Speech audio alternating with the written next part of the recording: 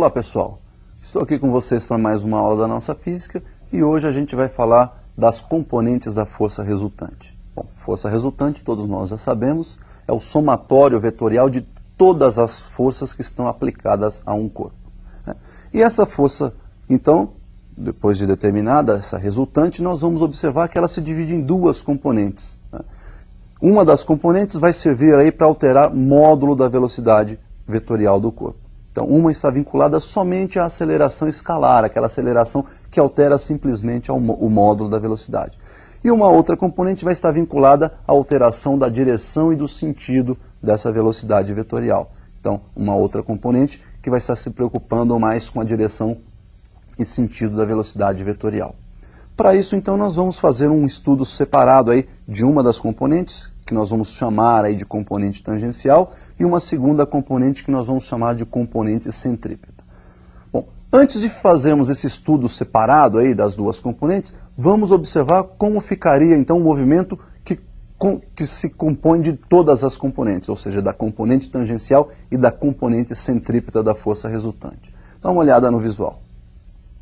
Nós temos aí força resultante, então, em uma partícula que se desloca em uma trajetória curva. Então percebam o seguinte, supondo que essa velocidade vetorial está variando em módulo, direção e sentido, nós temos aí as duas componentes da força resultante presentes. A componente tangencial é aquela que vai alterar exclusivamente o módulo da velocidade, por isso mesmo é que ela tem a mesma direção da velocidade, ela não se preocupa com a direção, ela se preocupa somente com o módulo da velocidade do móvel.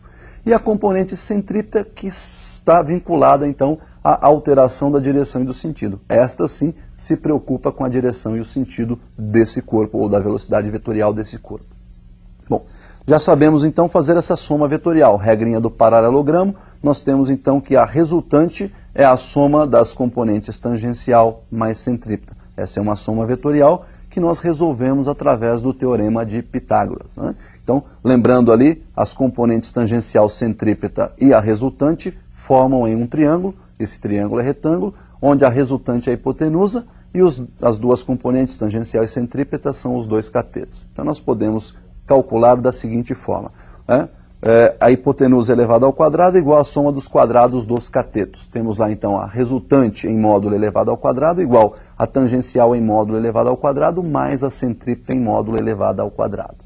Então nós podemos observar que nesse movimento aí do exemplo, nós temos a força composta pelas duas componentes, a componente tangencial e a componente centrípeta. Então nós vamos ter ali um movimento curvo, faz uma curvatura, porque está alterando direção e sentido da velocidade, e um movimento não uniforme, porque tem módulo variável aí para a nossa velocidade.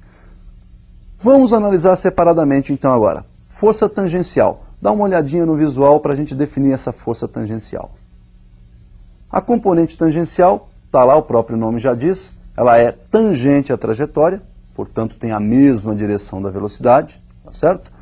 E pode ser calculada pela expressão da segunda lei de Newton, força igual a massa vezes aceleração. Então veja bem, o módulo da força tangencial é dada pelo produto da massa pelo módulo da aceleração tangencial. Se essa aceleração tangencial se preocupa exclusivamente com a variação do módulo da velocidade, nós podemos dizer que o módulo da tangencial é exatamente igual ao módulo da aceleração escalar. Portanto, eu posso então dizer que a força tangencial também pode ser calculada como sendo a massa multiplicada pelo módulo da aceleração escalar. Então, pessoal, como nós vimos lá, a componente tangencial, ela tem a direção tangente, vimos como calcular o seu módulo e falta definir agora seu sentido. Toda grandeza vetorial tem módulo, direção e sentido. Então vamos ver como é que fica o sentido dessa componente tangencial. Dê uma olhada no visual. Então percebam aí que o sentido pode ser o mesmo da velocidade ou oposto ao da velocidade. Primeiro analisando o mesmo sentido da velocidade. Quando é que a força está no mesmo sentido da velocidade? Ela está no mesmo sentido quando ela está empurrando o corpo na direção e no sentido do movimento, ou seja, está ajudando esse corpo a se movimentar mais rapidamente. Ela está aumentando a intensidade da velocidade. Nesse caso, então, essa componente tangencial está acelerando o corpo. Então esse movimento é dito acelerado. Por outro lado, se nós invertermos o sentido dessa componente tangencial em vez de então agora empurrar esse corpo, ajudar o corpo no movimento, ela vai dar uma segurada nesse corpo, vai diminuir a intensidade da velocidade, vai retardar o movimento. Então o movimento passa a ser chamado de movimento retardado. Então percebam que quando ela está no sentido oposto da velocidade, ela dá uma freada no corpo, então ela retarda o movimento desse corpo e o movimento é dito então retardado. Bom, então nós visualizamos aí a definição, vimos como calcular módulo, vimos a direção e o sentido da componente tangencial.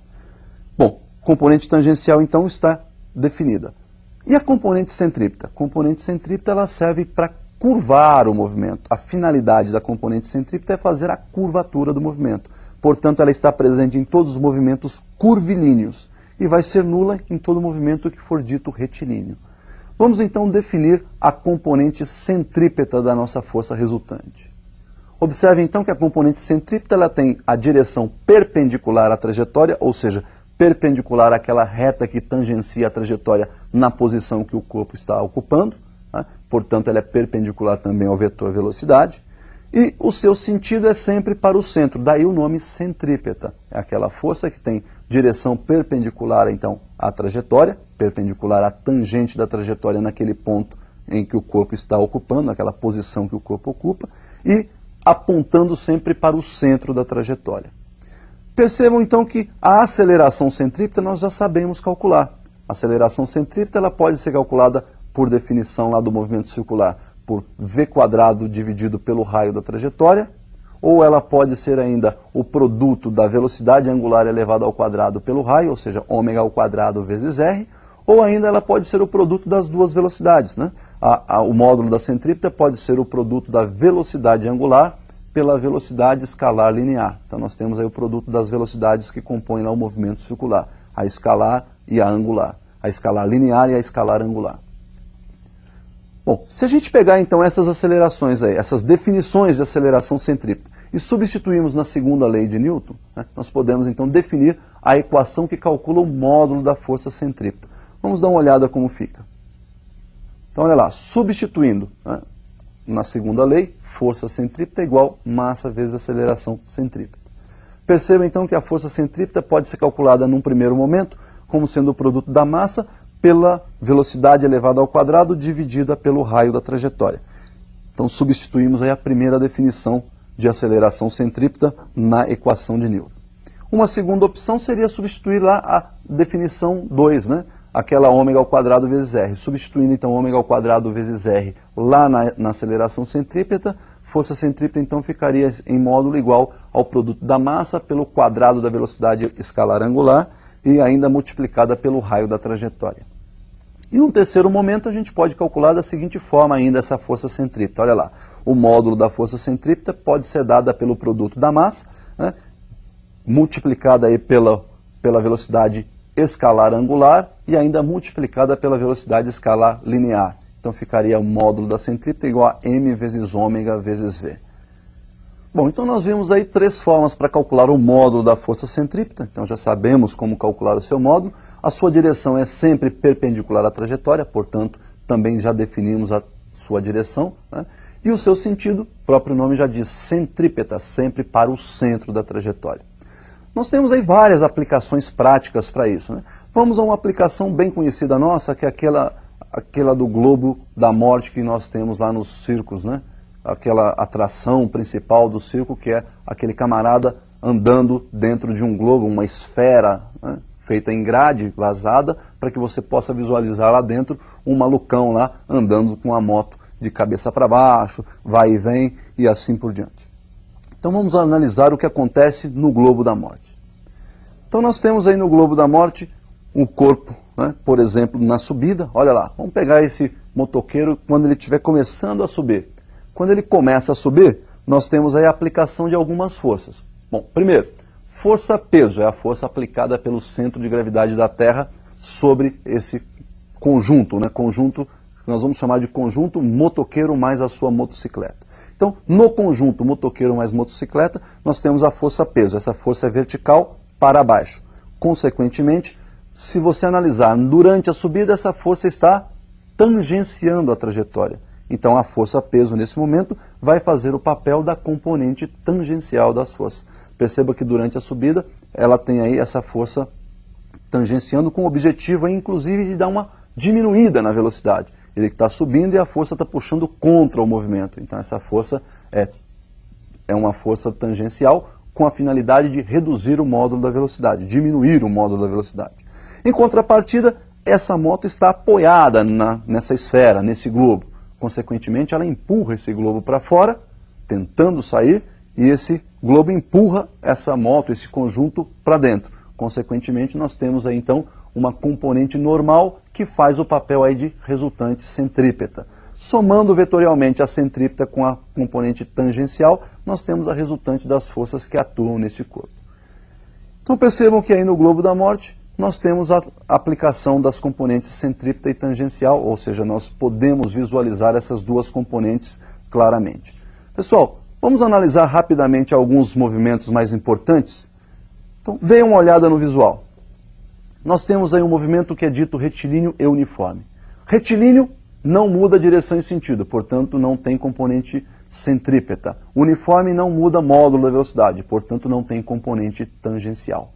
Lá no movimento retilíneo uniformemente variado, bom, por ser variado altera o módulo da velocidade, então agora eu tenho uma componente tangencial, mas não tem centrípeta, porque ele continua sendo retilíneo. Movimento circular uniforme, por ser circular alterou direção e sentido, e consequentemente eu tenho aí a componente centrípeta. Mas por ser uniforme não tem alteração no módulo da velocidade, e portanto nós não temos a componente tangencial. Já no movimento circular uniformemente variado, existem as duas componentes, uma vez que por ser circular altera a direção e sentido, e por ser variado altera o módulo da velocidade. Então, pessoal, nós definimos aí as componentes e está finalizada então aí essa nossa aula de hoje. Por hoje é só e até a próxima.